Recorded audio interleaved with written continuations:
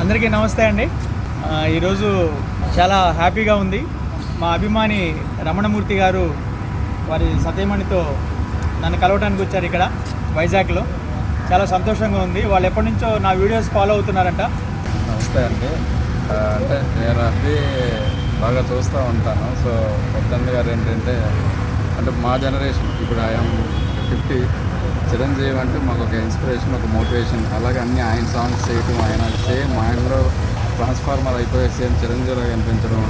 ఇంకా ఆయన వెరైటీ వాళ్ళ అబ్బాయితోటి పాపతోటి ఇన్కేస్ వాళ్ళ మదర్ చూసుకునేది, తర్వాత ఆయన అందరికీ హెల్ప్ చేసే విధానం అన్నీ చూసి చాలా బాగా ఇన్స్పైర్ అయ్యి మా ఊరు వస్తున్నారు, వైజాగ్ వస్తున్నారు అని చాలా హ్యాపీ ఫీల్ అయ్యింది.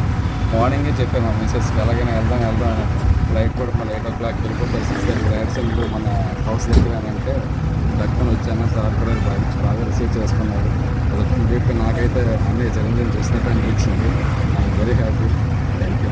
నేనేమో మిస్ అయిపోతానేమో అనేసి మా ఆయనకి నేనే గుర్తు చేసి వెంటనే తీసుకుని వచ్చాను. నేను పొందలేకపోయిన సినీ జీవితాన్ని సంతృప్తి పరుచుకునేలా నా నిజ జీవితంలో జరిగిన కొన్ని సంఘటనలతో అప్పుడప్పుడు నేను అప్లోడ్ చేసుకునే ఈ వీడియోలతో రమణమూర్తి గారు లాంటి ఎంతో మంది అభిమానులు సంపాదించుకున్నందుకు ఈ జన్మలో నేను అదృష్టవంతుడిగా భావిస్తున్నాను. వెలకట్టలేని మీ అభిమానానికి ఆ జన్మాంతం రుణపడి ఉంటాను.